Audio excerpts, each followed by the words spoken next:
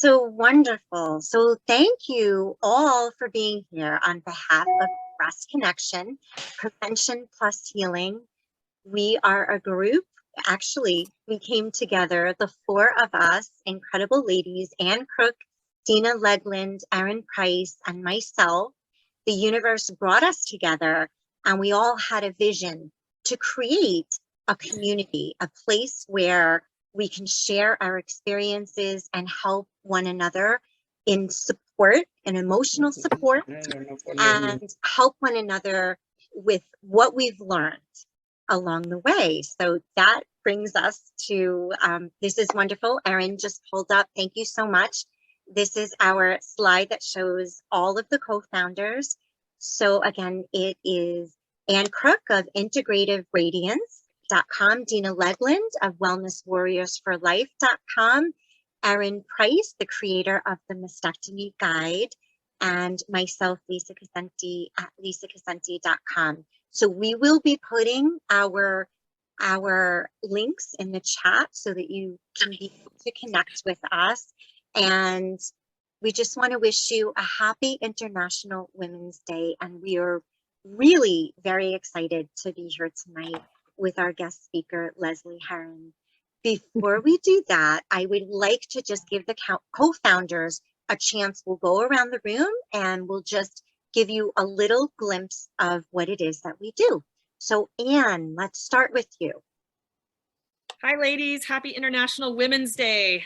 I'm Ann Crook. I'm based here in Nashville, Tennessee, and I serve clients throughout the world. And I support women who are in midlife, who are struggling with chronic health issues, and they feel exhausted, they feel emotionally overwhelmed and stuck. And I support them to transform their health so they can reclaim their life. I'm so grateful to be a co-founder of the Breast Connection. I'm very passionate about this topic. I'm a stage 1 breast cancer thriver. And I know firsthand the overwhelm of going through a major life event like breast cancer. So I'm just so glad to be here with these other 3 ladies creating this beautiful community. Thank you so much. And thank you very much. And now let's hear from Erin Price. Hi, I'm Erin, and I am a massage therapist by trade.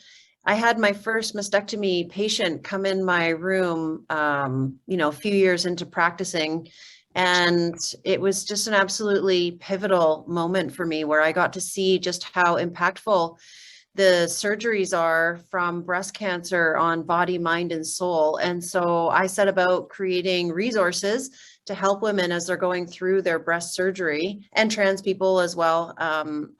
Most patients are from breast cancer, but also people going through top surgery or elective breast surgery. There's just not very many resources out there. So I created a home care support guide that people can use to help themselves care for themselves at home, but also now I'm training other massage therapists how to support people going through breast surgery, because it's such an immense journey that just lasts for years on end. So I'm thrilled to be here with the other founding ladies of the Breast Connection, and also to be listening to Leslie, because she's got some really good things to say about caring for the caregivers. So I'm thrilled.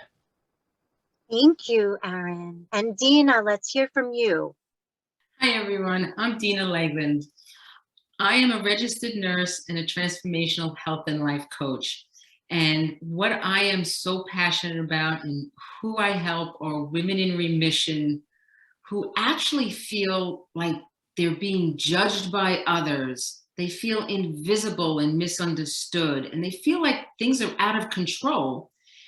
And I actually help them learn how to let themselves feel loved, appreciated, liberated, so that they can actually choose themselves first, guilt-free. And that was one of the things that is so hard for women who are caregivers, as you're going to find out even more about when Leslie speaks. But it was something that we have to learn to take care of ourselves first. And I am just so excited to be part of this journey with Lisa and Erin and Ann and all of you, so we can thrive I am a breast cancer thriver. I was diagnosed with HER2 triple positive, and here I am. Thank you, Lisa. Dina, thank you. All right. Thank you so much. And I'm Lisa Casenti, and I'm also a breast cancer thriver. I was diagnosed with breast cancer when my daughter was just 9 months of age.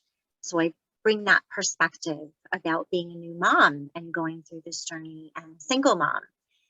As I was going through the journey, I was introduced to a remarkable biotechnology that really impacted my life and gave me my dad back. So I became the accidental entrepreneur, and here I am in this space. I'm so honored to be part of this group, this energy. I love you ladies. And one last thing before I introduce Leslie is that I just wanted to share that we all believe in the breast connection, prevention plus healing. We all believe that we heal and thrive together. And to do that as a community is extremely powerful. To be able to reach out to someone that has gone through this, they really understand it is a bond like absolutely no other to have. So we're happy to bring this kind of a community to you. So without further ado, I would like to introduce you to Leslie Heron, and I'm going to share a little bit about her. So Leslie is an RN, and actually she does so many things. She has over 30 years of nursing, family practice, and nurse coaching experience. She works with individuals, community, and professional groups. She works in clinics, classrooms, at conferences. She does retreats, and she does virtual online trainings and courses. Leslie has worked in the field of cancer survivorship since 2012. She's the co-founder of the Green Labyrinth, which is a beautiful retreat center nestled in the foothills of Mount Baker in Northwest Washington State. Green Labyrinth's mission is to provide a sacred sanctuary for family and professional caregivers addressing grief, loss, and burnout. And we are so honored to hear her speak about her important topic tonight, which is who is caring for the caregivers. So Leslie, please take it away, and thank you for being here. Oh, thank you so much, so much, so much. And yeah, so I'm just going to say thank you. You would do a call out to Ann Crook, and Ann and I were in a course together on grief and loss, and that's how I kind of got linked into this group. And I just round of applause for you all, and what you're really starting and what you're promoting here is great. So we'll touch on a little bit of why this kind of support is so important in just a couple of minutes as well. And just in the sense of time tonight, I really want to be able to honor and hold some space for you all to do some sharing around what it means to be a caregiver, and also, to be given care back to you. So I won't go on and on and on. I can tell you that I can talk about, caregiving, like 14 ways from Sunday, and for about, I don't know, 10 hours straight if you want me to. But since we don't have that much time, I'm just going to hit some high points. And I really believe in doing a lot of kind of, not just me talking at you, but I'd like to spend just a couple of seconds doing a little bit of introspection. And one thing I'd like to say first off is I want you to just take one moment sitting in your space. You don't have to write it down or raise your hand or anything, but just in your head, think about, who do you think of when you hear the word caregiver? Like, who's a caregiver? Like if you were like, I'm going to make a list of caregivers, think about who that might be. Just think who all comes to mind. And I'm going to run through just some of the ones that come to my mind. Take another moment and think, who's providing me care? Who are caregivers? And I'm going to start way out on the atmosphere out there of, say, people in public works like garbage collectors, Or I'm always thrilled when the power goes out and then it comes back on, and I send a little, like gratitude nod to the power line repair people that, generally it's like 3 o'clock in the morning on a stormy night, and the power goes out, and then boop, it's back on like 2 hours later. And I'm like, thank you, caregivers, right? It's not who we usually think of as a caregiver. But I think, those folks are caregivers, right? And then if we come in maybe a little bit closer to people that we see every day that are caregivers, are things like receptionists and restaurant workers, and the person who checks out our grocery checkout and loads our bags, right? Those people are providing some care for us. It may not be, they're not putting a Band-Aid on our boo-boo, but without them, life itself would be harder. So they are caregivers. And then we've got, like our healthcare providers, right? And those people are caring, for us personally, our bodies, our family members, our pets, right? So those folks are definitely care providers. We've got maybe a little closer and that we see more frequently are our neighbors, our caregivers. They bring our garbage can even if we forgot, or they watch our house while we're on vacation, if we ever get to go on vacation ever again, given that it's COVID. And maybe they also, I don't know, bring somebody cookies when they don't feel well, or watch our kids right after school or something like that. Our friends, definitely, the folks that we might call and say, I need to talk.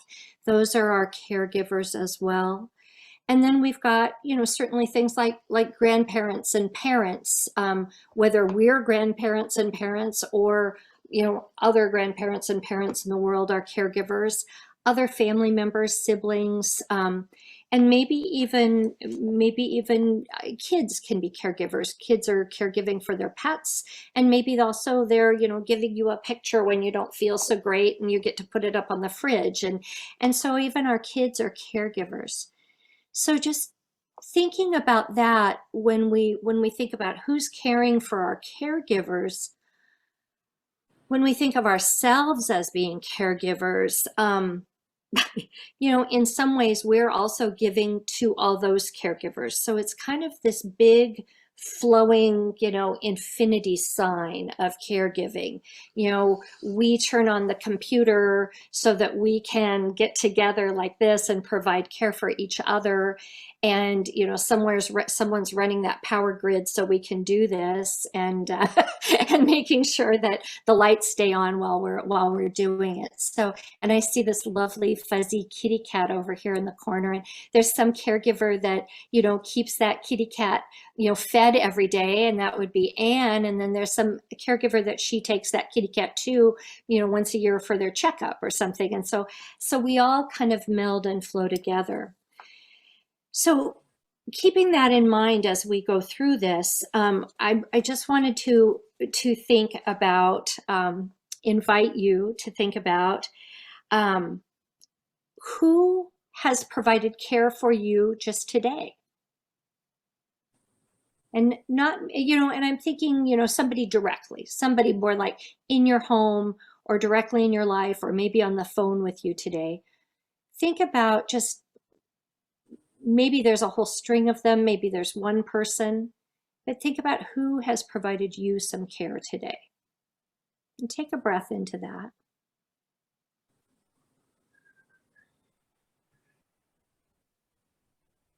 And then go ahead and think, who have you provided some care for today?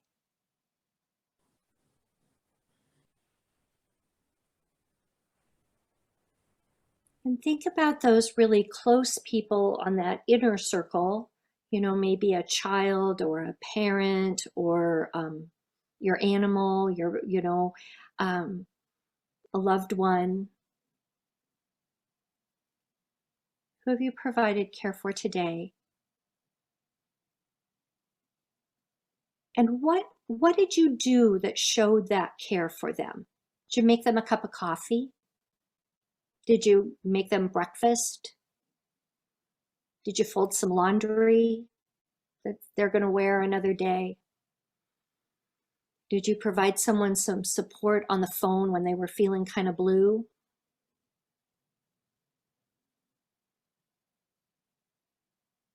So give it a moment. Did you feed the dog?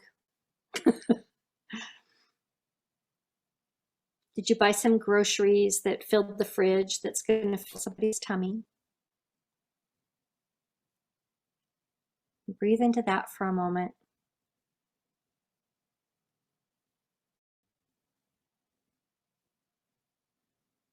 And then I'd love you to think about if you wanted someone to provide you some more care today, if you needed some care today, what would you maybe ask for that you haven't gotten yet today?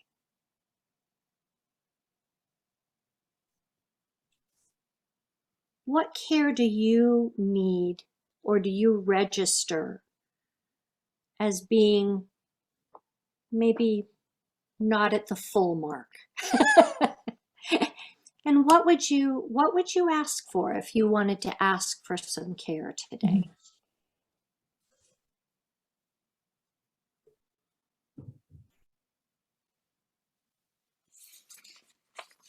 And breathe into that for just a moment. Where am I low on my care scale?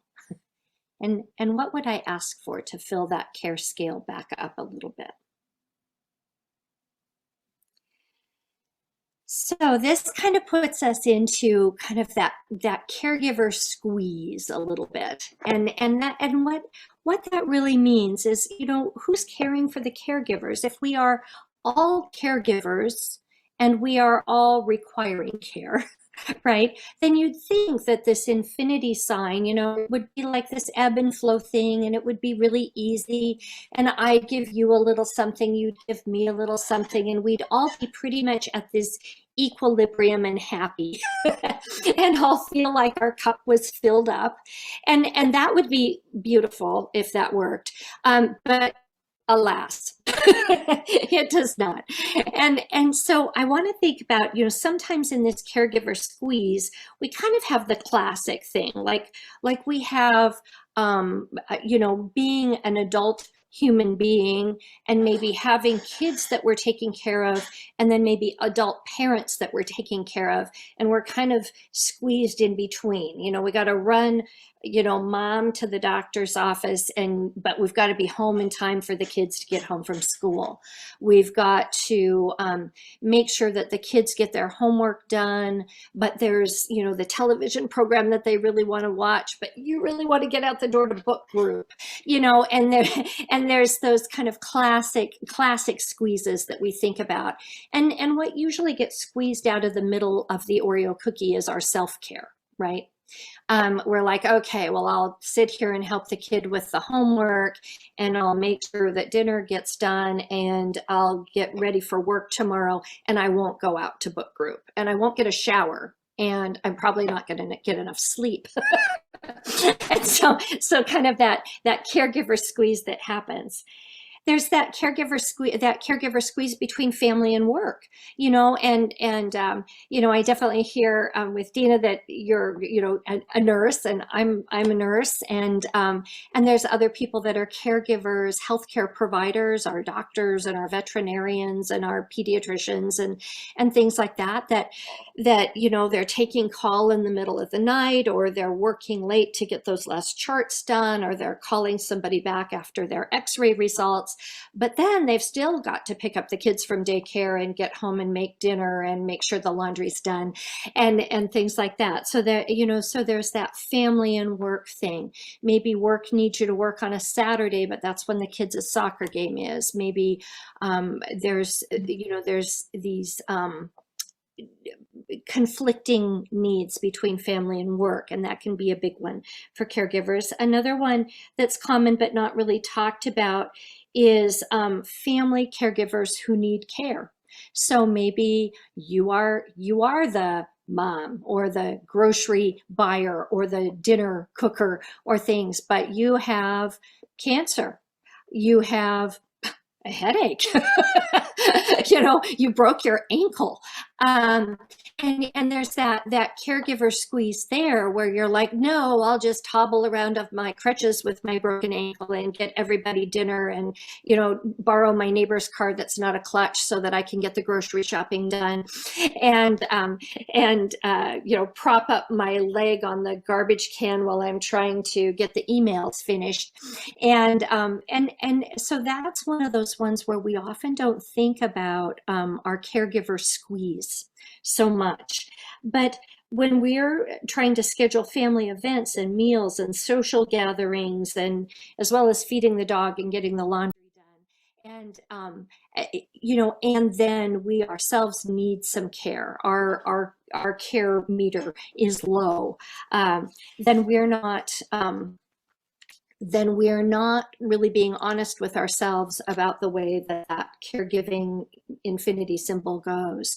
And what happens oftentimes with that is we get into this kind of more dark side of caregiving. We get into the resentment part, like, oh, sure, I'll get your laundry done, but what are you going to do for me? Or well, sure, I'll just put in more hours at work, but I'm not going to get a raise. And, and then I'm going to go home and take care of everybody else. And then we end up kind of nipping at the people around us. And that's not okay. And that can be, we can consider that more like a burnout, and that can happen in any profession at all. And it can happen in an unpaid profession, like mom. And then there's also the guilt of not doing enough. Oh, I really want to help you do this whole thing, but I can really only do this much because there's other things that I have to do. And then we end up chewing away at ourselves and thinking like, I didn't do enough. I should do more. If I just had more hours in the day, I would help more people in more ways. And then there's also that you owe me feeling that can sneak into that as well a little bit, like, well, when am I going to get mine back a little bit too? So there can be those dark sides of being a caregiver where we look all altruistic and helpful on the surface, but underneath we're really not feeling genuine about our caregiving, and that can be wearing. There's also advantages to being a caregiver. It's kind of a self-sufficient, in charge, powerful kind of a place to be that caregiver, to know what needs to be done and to get it done and be all efficient. It can be really rewarding to see that you've helped someone, or that your family's running pretty smooth, or that work is going well. And, you can feel capable and really know what needs to be done, and know that that you've got your ducks in a row, and that you know what needs to happen next. So being that caregiver, I just want you to hear that you can be a caregiver in many different ways, and there's lots of caregivers around you that you can ask for help from. And one of the things that I just want to touch on in 2 seconds here is just the effects of not asking for what we need, for overdoing and doing so much for others that we forget to ask to have our cups filled, and forget to ask for ways that we need help and that we need caregiving. And that can be that if we don't address those things, we become that Oreo squeeze out the middle. We suffer with stress. And when we're stressed, our bodies break down more. We're not caring for ourselves. We're not as healthy. And so we really do need to learn, and we're going to do this at the very end when we kind of come back, but we need to learn some easy and quick techniques to do when we recognize that our cup as a caregiver is not getting filled, and we're giving more than we're willing to receive, or more than what we're willing to ask for receiving.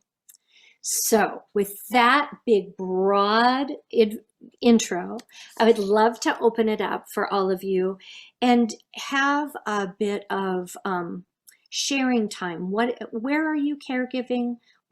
Where do you see yourself giving out care to. How are you? Are you asking for help, or are you not asking for help? Do you have caregivers that you rely on? Is that your best friend? Is that, what does that look like for you to ask for help and get some care as well? And other questions that come from the group are fine as well. Leslie, thank you. Thank you so much for bringing us down this caregiving journey. I think that it definitely, for me, a lot of things came up about the definition of caregiving and how many people in our lives are actually giving us care and how many roles we have. So I'm sure a lot of this resonated with people. So as Leslie said, this is a great time for us to just share about caregiving and just tie everything in. So if you'd like to share, you can feel free to go ahead and unmute yourself and start to share, or you can raise you. And this is actually interesting because it is something about what Anne touched upon. It's a guided mindfulness practice for letting go and accepting in. So Leslie. My audience plant of Anne, so thank you. And Sherry, if you want to turn your camera back on, you are welcome to now. We were just trying to save your bandwidth to see if we could hear you. So anyway, so what I'd love you to do, take a moment, give yourself a little wiggle, reposition your tush in your chair and shake your shoulders a little bit and get yourself comfy. If you are comfortable to either close your eyes or do a soft gaze down, if you're comfortable with your feet on the floor and really feeling supported so that you can really be present for the mindfulness. If that doesn't work for you, do whatever works for you. And to be able to be comfortable and mindful in this time, I'm going to ring my bell, and I want to, sometimes settings are funny, but I want to know if it sounds. So just give me a thumb up if you hear it. A thumb up. Okay, good. Is it too loud? No, it's okay. Okay, perfect. Nothing like have a big clash, that you're like, okay, mindful. Yes, I'm here. Okay. So here we go. I'd love to have you get your soft gaze or gently close your eyes. Feel yourself being supported by what you are sitting on. Feel your breath come into your body, into your lungs, in through your nose, and then feel it go out again. So you really become present with yourself. Do that for just a moment, and then I will get us started. I'll use the bell, and when we're all done, just know I'll ring the bell 3 times, bong, bong, bong, in succession, and then go ahead and at that point, take a couple of breaths and then come back to the room, come back to the group. So here we go.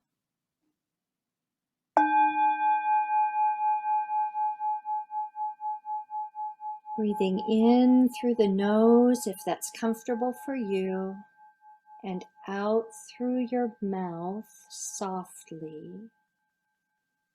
And again, if that doesn't work for you, that's fine. Do what feels comfortable, but see how this works for you. Breathing in through your nose and out through your mouth.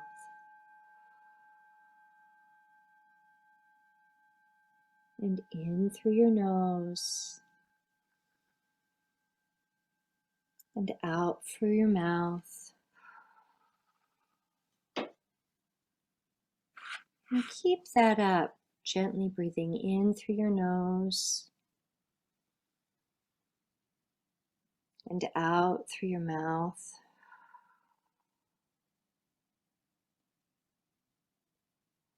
And as you continue that gentle breathing, think over how it is to be a caregiver for all those you care for every day. Let your mind gently touch on family members, friends, co-workers, patients,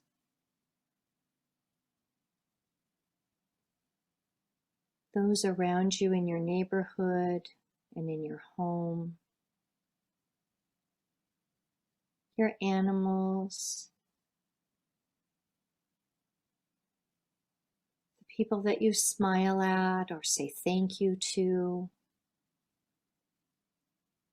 Breathing in through your nose and out through your mouth,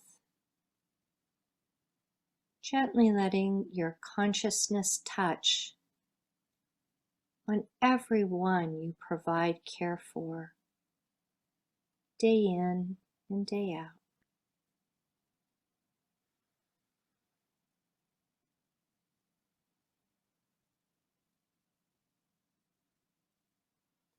Now let the thoughts of those others drift to the periphery of your thoughts and think about yourself, the care you provide for you. Breathing in through your nose and out through your mouth. Feeding yourself nutritious food. Putting cream on your hands or your elbows. Brushing your teeth. Taking a long hot shower or bath. Wearing cozy socks. Think of all the ways you care for yourself. Breathing in to your self-care and breathing out, noticing how cared for you are. For our next piece, I'm going to have you breathe in through your nose, saying your name to yourself. If you're muted, you can quietly say that out loud to yourself, or you can just say it in your mind. As you breathe in, think your name and say it to yourself. Breathing in, your name, and breathing out, say let go. Breathing in your name and breathing out, let go. Here we go. Breathe in. Let go. Breathing in with your name. Breathing out, let go.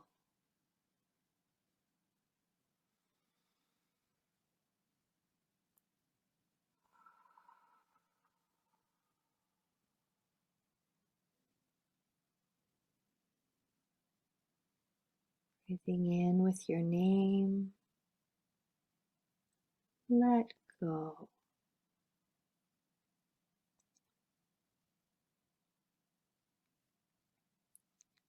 As you say let go, feeling your body relax, the tension in your shoulders ease. Let go.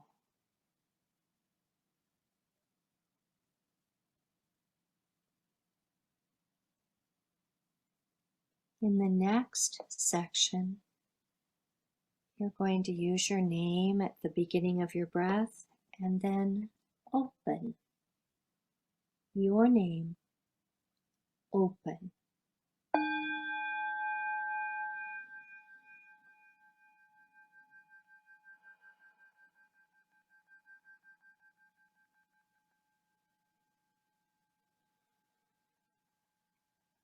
Open. Opening your heart, opening the palms of your hands, being open for receiving, not feeling yet, just open. Your name, open.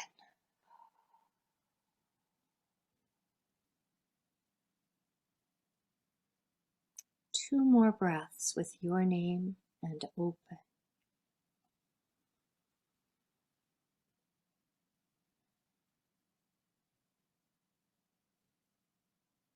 Now, in the last section of this breathing exercise, I'll have you say your name and think about what you'd like to welcome in. Your name and what you'll ask for and welcome in.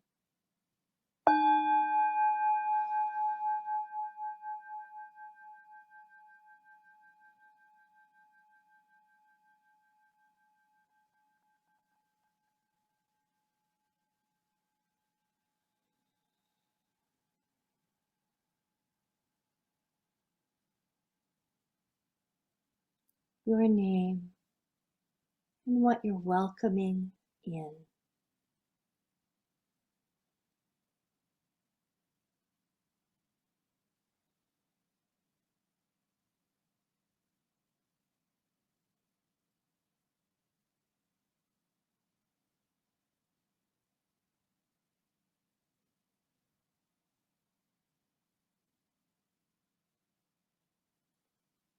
Two more breaths with our name and what we'd like to welcome in.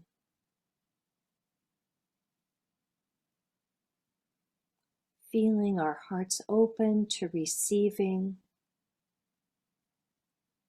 our minds at ease, our bodies and our being cared for, nurtured, and held. One more time, breathing in with your name. And what we are wishing to receive. And holding that openness, slowly breathing and coming back to the room.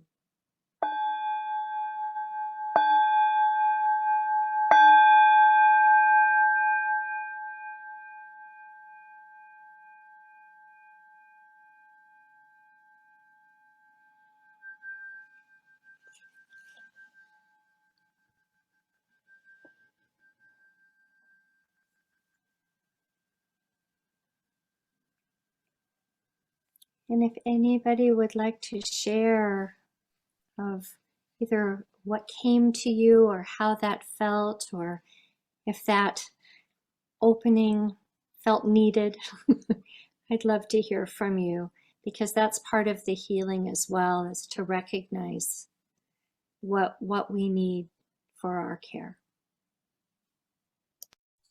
Beautiful share, Annabelle. I love that. Taking the time, whether it's washing our face and doing it in this really loving, caring way, why not do that? I think that that might be a homework assignment for everyone, to take something that is just a normal everyday task that we do, and to do it in a very mindful way, where you're smelling the soap on, you're really feeling your hands on your face, say if it's washing your face, and that you're telling yourself, I am caring for myself as you're doing that. So that was beautiful. And I would just like to thank, on behalf of all of us, Leslie, Heron, thank you so much for this session, for doing the experience. And it was lovely. And I think it was a very powerful reminder to all of us about the caregivers in our lives and how we're caregivers, and really how important it is to be grateful and show gratitude for that, and to care for ourselves. For those of you who would like to follow Leslie, sorry for the background noise, her link is actually, Anne put it into the chat, the link to Green Labyrinth, which is absolutely, it's her Facebook site, and you can check that out. There's lots of resources there. And as we close up and end our session, I would just like to remind everybody that our next session is going to be held on Tuesday, April 12th at 7 p.m. Eastern, 4 p.m. Pacific. Anne's going to put it in the chat. And we are going to have guest speaker Melissa Deely. She is an integrative health practitioner and a registered health coach. She's dedicated to helping her clients discover the root cause of their health issue and truly heal. So the Eventbrite link is going to be put in the chat by Anne, so you can check that out.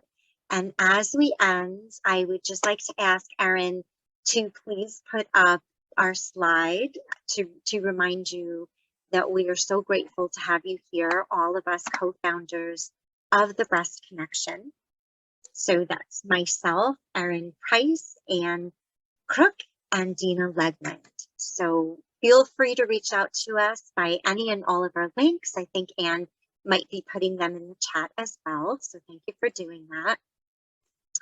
And ladies, did I miss anything that we might want to end? Oh, Leslie has something. Well, Dina has something too, but I was going to offer, I have a very, very small poem by Thich Nhat Hanh that I would love to offer to the group if you would like to hear it. But it kind of goes into this caring and caregiver piece. It is just so simple and beautiful. So Thich Nhat Hanh, a flower does not have to do anything to be of service. It only has to be a flower. That is enough. A human being, a true human being, is enough to make the whole world rejoice. Oh, I love that. Beautiful. That was beautiful, Leslie. What a beautiful ending. Thank you, Leslie. That was so beautiful. Well, thank you all for being the caregivers you are for yourselves and for others. So thank you. And thank you for having me to speak. And in honor of International Women's Day, we are all flowers, and I honor each and every one of you, including myself. Yes, absolutely. Bye. Thank you. Many blessings to all. Thank you for being here and for sharing of yourselves. And we'd be very grateful to see you next month on April 12th. Thank you again. Thank you, everyone.